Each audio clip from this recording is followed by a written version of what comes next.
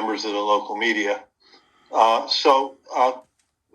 This recommendation for expansion of the EUA comes following review of the results of a blinded, placebo-controlled randomized trial that included more than 2,000 adolescents aged 12 to 15 to assess the performance of the mRNA vaccine that Pfizer-BioNTech makes.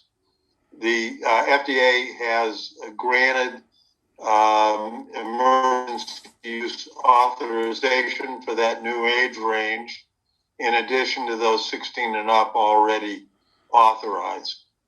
The criteria for granting an EUA, an emergency use authorization, is that, and I quote, the totality of the evidence suggests benefits outweigh harms.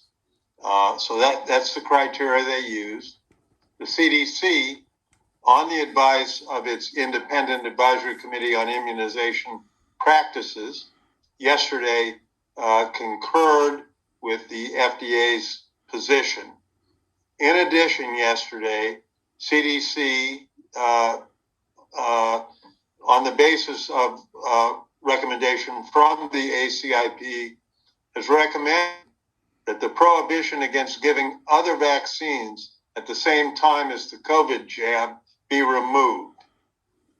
The restriction during the clinical trials has been based not on concerns about interference between the vaccines or increases in significant side effects, but this is a standard, highly precautionary recommendation in order to avoid any confusing variables when the clinical trials are analyzed.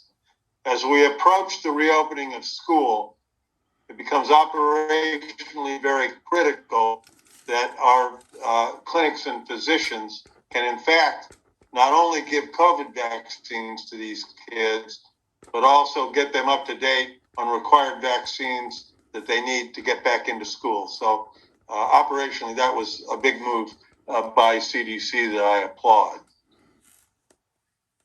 Why did they grant the EUA? Well, the FDA scientists and the CDC's independent experts, subject matter experts, reviewed the performance of the vaccine in a trial of over 2,000 adolescents with an average follow-up beyond 2 months from the second dose of vaccine. So these are fully vaccinated kids. The trial demonstrated reactogenicity, that's basically sore arms, fatigue, fever, swollen glands, at rates consistent with or maybe even a little bit higher than those seen in adults 17 to 25, and that's exactly as expected. There were no severe reactions, and that includes both anaphylaxis and